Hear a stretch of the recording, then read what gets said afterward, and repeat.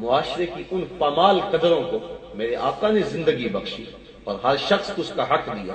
ایک شخص اسلام لاتا ہے، اس سے انٹرویو کیا جاتا ہے، بتا اسلام کی کس قدر نے تجھے متاثر کیا؟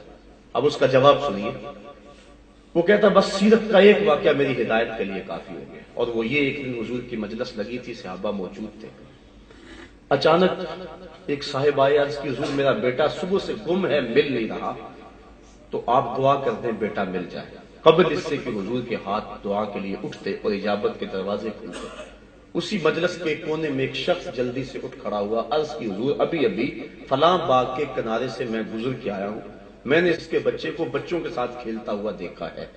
باپ نے سنا تو دوڑ لگا دی، آقا کریم فرمائے سے بلاؤ۔ بلایا گیا، کہا بڑی جلدی ہے حضور، آپ جانتے ہیں ایک باپ کے جذبات کیا ہوتے ہیں، ماں الگ تڑپ رہی ہے بیٹے کی، صبح سے مل نہیں رہا، میں جلدی سے بیٹے کو ملنا چاہتا ہوں اور اس کی ماں تک پہنچانا چاہتا ہوں۔ سنیے، آقا کریم فرمائے ضرور جاؤ اور ملو، لیکن ایک بات میری یاد رکھنا۔ عرض کی ارشاد فرمایا جب باغ کے کنارے جاؤ اس کو بیٹا کہہ کے آواز نہیں دینی، جو نام رکھا ہے اس نام سے پکارنا۔ اس نے عرض کی حضور وہ میرا بیٹا ہے، اگر اس کو میں بیٹا کہہ کے آواز دے دوں تو اس میں حرج بھی کیا ہے؟ کہا تم نے نام جو رکھا ہے اس نام سے پکارنا۔ حضور بیٹا کہنے میں حرج؟ فرمایا تم نہیں جانتے، ہو سکتا ان بچوں میں کوئی یتیم بچہ کھیل رہا ہو اور تم صبح سے بچے سے بچھڑے ہو اور تمہارے لہجے میں بلا کی مٹھاس ہوگی، اور جب تم اپنے بچے کو بیٹا کہہ کے پکارو گے تو یتیم بچوں کے دل پہ کچوکے لگیں گے، آج ہمارا باپ ہوتا تو ہمیں بھی بیٹا کہہ کے پکارتا۔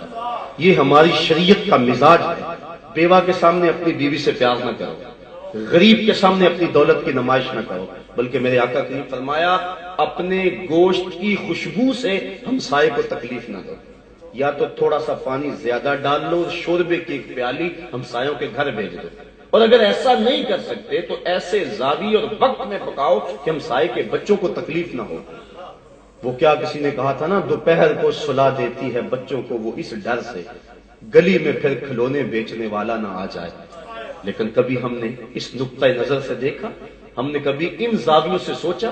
ہم نے تو اپنی دولت کو لوگوں کے لیے عذاب بنا دیا، ہم نے تو اپنی خوشیوں لوگوں کے غموں میں اضافہ کیا۔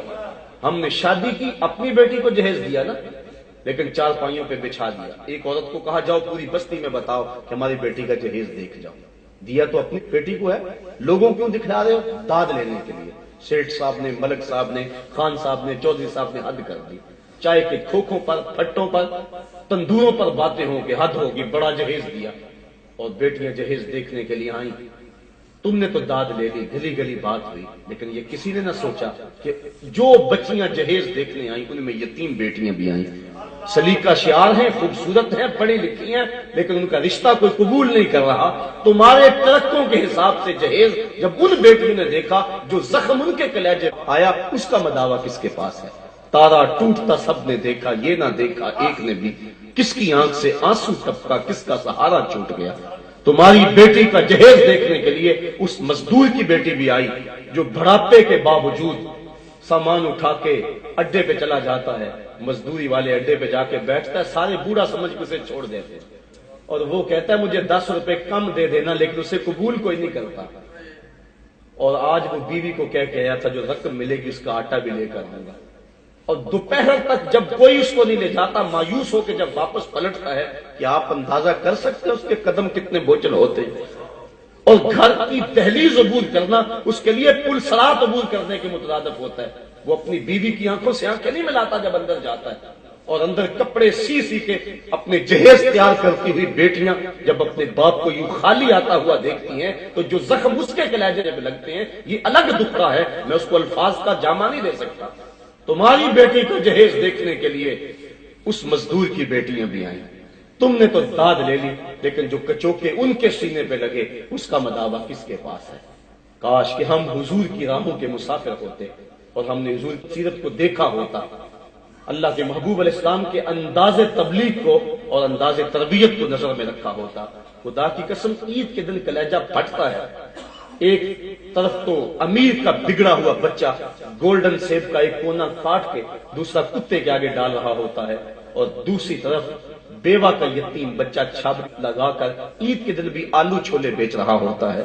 بچوں کے جذبات ہوتے جو غبارے بیچنے بچے ہیں، اور جو پانی بیچتے پھرتے ہیں معصوم بچے، ان کا جی بھی چاہتا ہے کہ وہ سکول جائیں، ان کی ماؤں کے بھی ارمان ہیں۔